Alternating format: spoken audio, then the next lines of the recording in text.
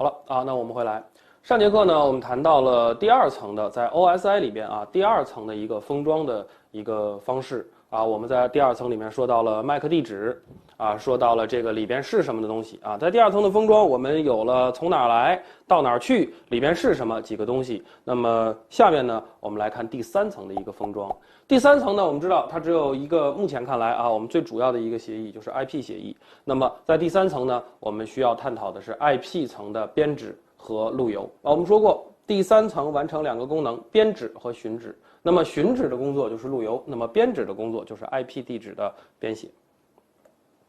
好，依然回到我们的数据的封装与解封装。上节课呢，我们已经谈到了在数据链路层啊，在这个位置上，数据链路层我们如何去做封装与解封装。那么，在发向数据链路层之前，或者是当对方解封装的时候，收到了拆掉数据链路层的报文之后，那么我们需要露出的就是网络层的一个封装方式。那么对于网络层啊，我们说过只需要看 IP 啊，现在我们只需要看 IP 这么一个东西。那么在 IP 网络里边 ，IP 地址是我们平时很常见的一种做法了。然后我们来看网络层的封装。对于网络层来说，上层交给它的数据，通通的被称作上层数据，在前面增加第三层的报文头部。那么这个第三层的报文头部，由于是 IP 协议，所以我们叫做 IP 报文头部，简称 IP 报头。在 IP 报文头部里面有很多的具体内容，在这儿我们依然要说到的是从哪儿来到哪儿去，里边是什么三个东西。在此呢，我们先暂且不谈里边是什么这个东西，先来说从哪儿来到哪儿去。那么这个里边就是我们所熟悉的 IP 地址。有了地址，我们就可以区分从哪儿来到哪儿去了。那么在这儿有原 IP 地址，那么也就是说从哪儿来的目标 IP 地址啊，或者叫目的地的 IP 地址，那就是到哪里去的。IP 地址是我们喜闻乐见啊，平时大家都可以看到的一种形式，171.17.1.1啊等等一系列的地址。好，下面我们来看一下 IP 地址的介绍。在第三层里面最重要的一个地址 IP 地址，它是可以什么呢？注意 IP 地址也是可以唯一的标识一台网络设备的一个地址。原则上来讲 IP 地址应该标识一个唯一的设备，然后它由32个二进制位组成，我们说它是一个32 bit 的地址，或者说它是一个32 bit 的空间。那么 IP 地址呢，我们平时看到的 IP 地址的格式，比如说最常见的 192.168.1.1 这么一个地址，我们平时都能看得到。这个东西叫什么呢？这个东西叫做点分十进制的格式，就是每一个段都是10进制。注意，我们用的不是16进制，也不是2进制，我们在这儿每个段显示的都是10进制，然后用点儿将其区分开。那么这个东西叫做点分十进制的格式，每一段它的取值范围是从0到255，也就是说它一共有256个数值可以取。如果你再取多了就不行了你取再多了就不行了。那么 IP 地址呢，通常呢我们会分其为两部分，一部分呢叫网络部分，一部分呢叫主机部分。具体怎么分这个部分呢？后面我们会详细的去介绍。好，下面我们来看 IP 地址的分类。对于 IP 地址来说，我们通常呢会将 IP 地址分为5个类，这5个类呢分别被称作 A、B、C、D、E 5个类，那么每个类里边有什么样子的这个方式？说为什么有一个 IP 地址它就叫做 A 类，或者为什么有一个叫做 C 类呢？在这儿，首先我们来看 IP 地址的规定，由于它是一连串的是32个比特位。那么比特位呢，不是0就是1。在这儿我们可以看到，如果说第一个比特位为0，那么所有的 IP 地址里边第一个比特位为0的 IP 地址，我们称之为 A 类 IP 地址。那么它的取值范围原则上来讲，第一位是0，后边不关心的话，那么它的取值范围是0.0.0.0.0到127.255.255.255。注意 ，A 类地址原则上取值范围应该是这个。然后呢，我们规定了一些特殊的地址，比如说0.0.0.0这个地址是不能用的，就是全零是不能用的。然后呢，127开头的呢也不能用啊，所以说呢，有一些特殊的用处以后扣掉，那么剩下的地址 A 类地址的取值范围是从1.0.0.0到126.255.255.255啊，这就是 A 类地址。那么下面第一位已经是0了。那么对于二进制来说，我们说它要么是0，要么是1，剩下的地址第一位只能是1了。然后我们再来看 B 类地址，对于 B 类地址来说，它要求前2个字符啊，或者说前2个比特位为10，也就是说第一个比特位为1了，第二个比特位必须为0，后边那么无所谓了。根据这样的一个取值范围 ，B 类地址的取值范围变成了128.0.0.0到191.255.255.255，啊，凡是你看到这样的一个地址，它就叫做 B 类地址。对于 C 类地址来说，前3位必须是110，为什么呢？因为第一位，已经必须是1了，第2位刚才取了0了，现在是不是也必须是1了？那么只有第3位可以取一个0。好，那么这样子的话，C 类地址的取值范围是从192.0.0.0到223.255.255.255。好，除了这个以外，第4类叫做 D 类地址。那么 D 类地址呢，它要求前4位必须是1110，后面的无所谓。所以说，按照刚才的这个逻辑，那么我们的取值范围应该是224.0.0.0到239.255.255.255。剩下的一部分都叫做 E 类地址，所以说在这个位置啊，这个位置是这样的，我们的这个不同的教材上有不同的写法，但是在我们这儿，我们尽量把它写成0啊。事实上呢，无所谓，这一位是0还是1就无所谓了，只要前4位是1111，剩下的无所谓，也就是剩下的部分，除了 A、B、C、D 类以外，剩下的部分它就叫做 E 类地址。啊，它就叫做 E 类地址，它的取值范围是240.0.0.0到255.255.255.255，就是全都取1嘛，啊，一共是5个地址类。那么对于这个 IP 地址的分类来说，我们分完类以后干什么用呢？好，刚才我们说到 IP 地址分为2个部分，一个部分是网络部分，一个部分是主机部分。那么对于一个 IP 地址来说，它将 IP 地址分类以后，我们就可以把这个东西做成一个什么呢？按照地址类来规定哪部分是网络部分，哪部分是主机部分。比如说，我们默认规定 A 类地址，它的网络部分是前8个为网络位，后边的24为主机位。这个是什么意思呢？网络位其实就是分组了。你到底属于哪一个网络啊？它就分组了。然后主机位是什么呢？主机位就是你是这个网络内的第几个主机，第几个编号的主机。啊，好，对于 B 类地址来说，他说前16个比特位为网络位，后16个比特位为主机位。对于 C 类地址来说，前24个比特，注意这儿写的是21，前面还得加上3个呢。啊，所以说是24个比特为网络位，后边的8个比特为主机位。同时，我们规定，对于 A、B、C 类这3类地址来说，它叫做单波地址。啊，我们又提到了单波和多波的问题，它叫做单波地址。那么，既然它叫做单波地址，那么它就可以配置给任何的主机、网络设备等等一系列的这个我们在网络中需要地址的这个设备上面去。注意，只有这3类可以配置到网络设备上面去。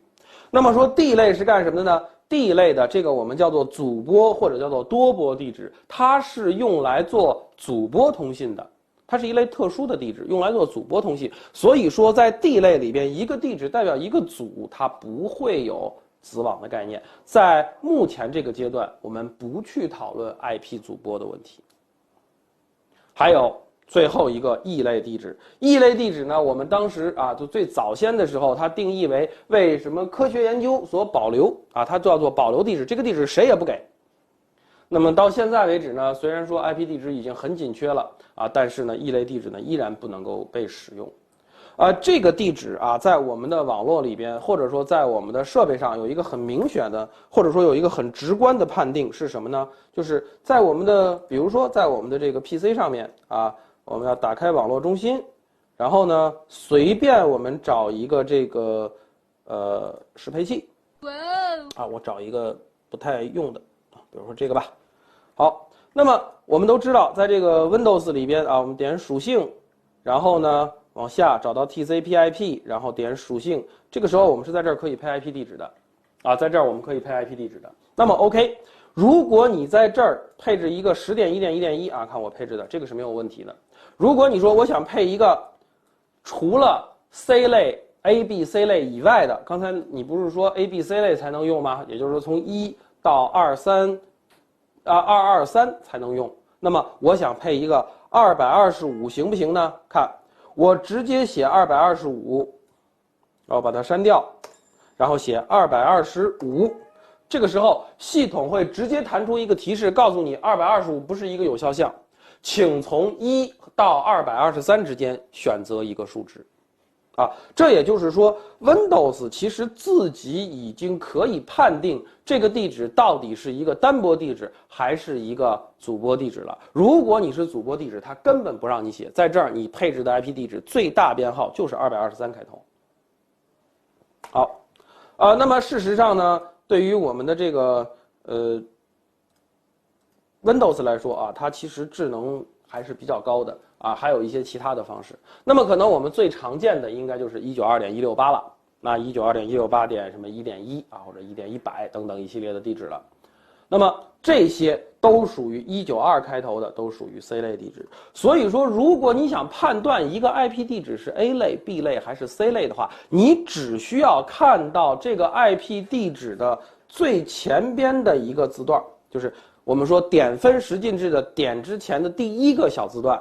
你看到它以后，你能够知道，判断啊，注意啊，判断第一个字段。如果第一个字段在126到1之间，那么 OK， 它是一个 A 类；如果在128到191之间，那么它是个 B 类；如果在192到223之间，它是一个 C 类地址。啊，你可以通过第一个字段就完全判断出来它是一个 A 类、B 类还是 C 类，然后默认情况下。它某些部分作为网络位就是分组的啊，这是第几个网络或者说编号为多少的网络，那么后边的这个就是在这个网络内的第多少个主机，所以说多少个主机位。那么这3类地址呢，在设计之初呢，它是有不同的作用的。我们可以看到，对于 A 类地址来说，它的网络位只有8个 bit。啊，事实上，在第一位固定为0以后，它的网络位只有7个 bit， 也就是说，它可以分的网络位数是相当少的，也就是2的7次方个，大概是等于多少呢？128个。啊，它只有128个网络，也就是说，它只能分128个部分。但是每个网络里边，主机数量非常大，24个位作为主机，那么它也就是说有2的24次方个主机，这个约等于1000万，啊，约等于1000万，这个值还是很多的。也就是说 ，A 类地址在创造之初，其实它是为了大型网络而设计的。我给你一个全世界的网络里面可能没有这么多特别大型的网络，对吧？那么首先啊，我给你一个相对来说不错的网络，然后呢，在这个网络里边。你可以有1000万个主机啊，或者有很多很多的主机地址。那么在这种情况下 ，A 类地址是比较适合你的。对于 B 类地址来说呢，事实上呢，它有前边的16位作为网络位，也就是说它可分的网络更多了，但是它的代价是它的主机位进一步的减少，也就是说它的一个网络里面只能有2的16次方个主机，也就是6万多个主机啊，65535，6万多个主机。那么，我们最开始的时候定义这个东西呢，分配给一个中型的网络。对于 C 类地址来说啊，它前边呢24个 bit 都作为网络位了，后边只有8个 bit 作为主机位。那么2的8次方等于256，也就是说，在一个网络里边只有200多个主机，但是我的网络可以有很多个，因为我的网络位提升了啊，网络位变长了，网络提升了。那么这个东西呢，它原则上来说应该是分给那些小型网络的，啊，比如说我们家里面可能还用不到200多个主机啊，它可以分给一些小型网络。这是 IP 地址最开始的一个初衷。对于 D 类和 E 类啊 ，E 类就保留了，谁也不给用了。那么对于 D 类是有一个特殊的用途的，所以说这个是 IP 地址分类的一个关键。但是到了现在为止，由于我们的 IP 地址极度的紧缺，后面我们会介绍变长子网掩码技术啊，介绍这个 CIDR 等等一系列的其他的一些方法，然后我们已经打破了 A、B、C 类这种每一个类到底是大型网络还是中型网络这么一个限定。啊，这个是后话，但是我们要知道，最开始的时候地址分类是为了什么？好，除了这些分类地址以后，刚才我们说到了，有一些地址是不让用的，什么不让用呢？首先第一个，如果你的主机部分为全零，是不让用的啊，也就是说这个位置。这个地方虽然说给了你，甭管是24个 bit 位还是8个 bit 位啊，但是所有的位都不能同时等于0，你至少要有一个位等于1，一个比特位等于1，啊，不能所有的比特位全都为0。为什么？因为全零在 IP 的定义里边有一个特殊的定义，这个定义叫做全零代表一个网络地址，也就是说，如果所有的主机位全写0，代表的是这个网络本身，或者叫做网段自己啊，我们叫做代表一个网段。如果主机位全为1啊，所有的主机位 host 的这个地方全都等于1，也是不让用的。为什么呢？因为这个全1我们定义其为广播地址，意味着它代表了该网段内的所有主机，或者叫做所有节点。啊，所有人都能收到的消息，我们叫做广播嘛。所以说，这个全1的地址代表了广播。除了全都是0和全都是1以外，其他的地址你可以配置到你的主机上，啊，你可以配置到你的主机上，或者说你的终端上。在这个里边，注意这2个地址啊，一个全0，一个全1是不能用的。那么也就是说，我的一个网段里边有多少个主机地址可用呢？我的一个网络里边有多少个主机地址？有多少个地址是真真正正可以配到我的这个 PC 上或者配到我的设备上的呢？注意，是你的主机部分的比特位的数量2的 n 次方啊。A 类呢现在看起来就是24，C 类呢看起来就是8，然后减掉2个。这2个，一个是全0，一个是全1，啊，一定要减掉这2个地址。好了，然后 IP 地址还规定了什么呢 ？IP 地址还规定了，如果你的网络部分等于127，也就是说你的 A 类地址127呢，它写成2进制是011111111啊，这个是127。那么如果你的网络位等于127。这个 A 类地址是非常特殊的，这个呢我们定义为环回地址，是程序用来做测试的，啊，是系统用来做测试的。你没有任何的网络连接啊，你去访问127.0.0.0都是成功的，啊，所以说这个地址是给程序预留，或者叫做给操作系统预留做测试的了。那么这个东西你也不能配置到任何的一个主机上。好，我们再来看我们的这个配置。啊，如果你配置一个127，看看行不行？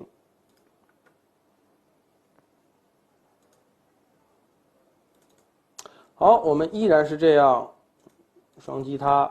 好，我们来配个127，哎，27。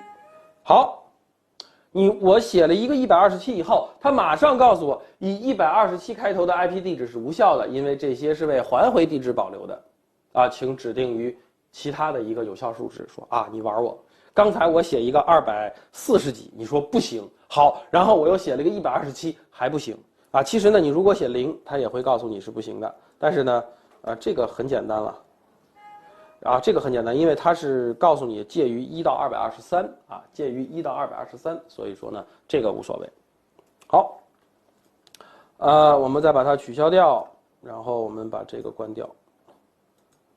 好，这个是127啊，给协议预留用的。然后再往下看，还有2个地址是不能用的，什么呢？一个叫做所有位全置0，就是说不管你是网络位还是主机位，如果全都等于0的话，看网络部分和主机部分，如果这个 IP 地址就是0000000一直32个0，那这个叫什么呢？这个呢，我们定义其代表所有网络，就是任意的一个，或者说是所有的网段啊，所有的网络。那么任意的一个主机呢，我们都可以用它来一个表示啊，或者说我们任意的一个网络都可以用这个全0来表示。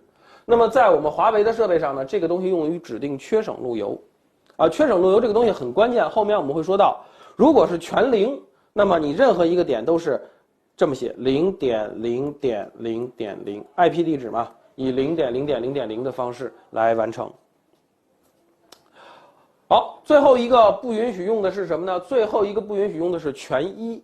如果你所有的，不管是网络位还是主机位全写成1的话，那么这个地方我们叫做广播地址，它代表所有的节点，或者说所有的这个 PC 啊，或者说所有的设备，这个也不能用。啊，这个也不能用。这个所有的节点和这个所有的节点。它们两个是有区别的，这个主机部分全为1，代表的是这个网络内所有的节点，而对于这个所有的东西全为1，它代表的是什么？它代表的是整个，可以认为是整个世界上所有运行了 IP 协议的设备。啊，不是网段，这个代表的是网段，这个代表的是所有的设备。所以说，在这个里边啊，所有的地址全为1也不行，这个我们也称之为广播地址。那么，如果所有的设备全为1，那么我们写下来应该是255.255.255.255。